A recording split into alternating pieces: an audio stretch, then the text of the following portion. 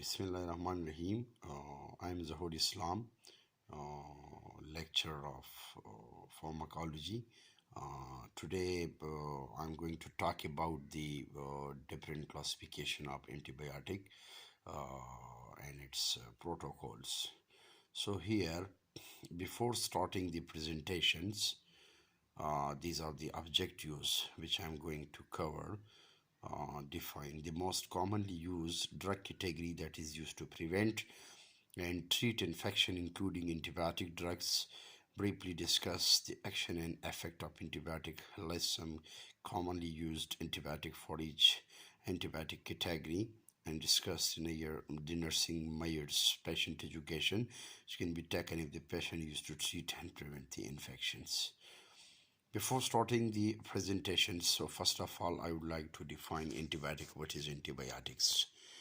In general sense, we can say antibiotics. So antibiotic, this is the broad terms.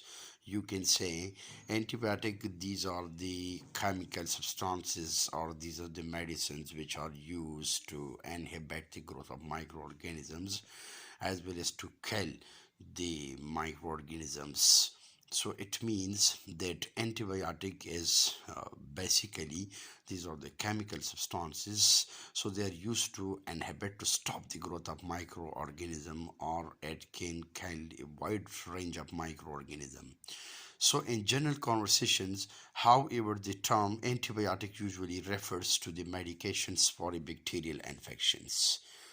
The main objectives of antibiotics to target the infectious agents to reduce or to inhibit their growth or to kill it. So there are there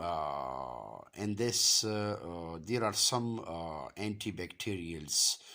You can say one is empiric therapy and the second one is prophylactic therapy. In empiric therapy, generally we can say the treatment of an infection before specific organism has been reported through culture sensitivity test. Empiric therapy is with broad spectrum antibiotics. So simple, you can say this is the treatment of infections before specific organisms have been reported through culture sensitivity. So this is clear. While in prophylactic therapy, so simple, so we can say this is the treatment before the entry of microorganisms, or you can say the treatment with antibiotic to prevent infections, as in intra-abdominal surgery and after pacemaker implantations. So as we have discussed in previous studies, that generally prophylaxis, it is the treatment which is given to the patient before the entry of microorganisms. So let's suppose a person who is suffering from allergy, antigen antibody reactions. So sometimes so we are using a different type of, you can say, antihistaminic drugs, cetirizine dihydro. So this is just for prophylactic purpose. Here this is the treatment, the treatment of antibiotic to prevent an infection, because her main target is how to inhibit the growth of microorganism or to kill it. Now look at here. Why antibiotics are used? These antibiotics, they are used against different type of bacteria like gram-positive and gram-negative. Here we can, this is the review. You can see they are now, this is, you can see a thick peptidoglycan layer in their cell membranes. We are going to differentiate between gram-positive and gram-negative bacteria. So usually the narrow spectrum antibiotic, so it has a powerful activity against gram-positive bacteria, because as well as they have thick peptidoglycan layer and their cell membranes. So there is just whenever you are going to use antibiotics, so the main target as to stop the growth of microorganism, or to mean to inhibit it, or to kill its spores completely. You're going to destroy completely the microorganism. So here gram positive mean those antibiotics like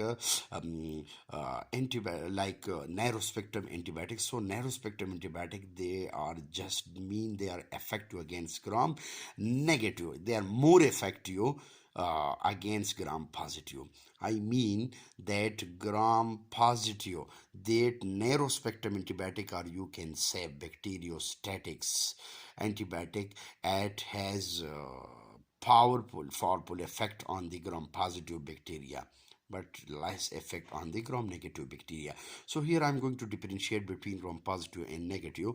So here, look at here, the n gram positive bacteria thick peptide glycan there in the cell membranes, while n gram negative bacteria, look at here, there is a thin single layer of the peptidoglycan and an additional the outer lipid membrane with small hole through which only small drug molecules can pass.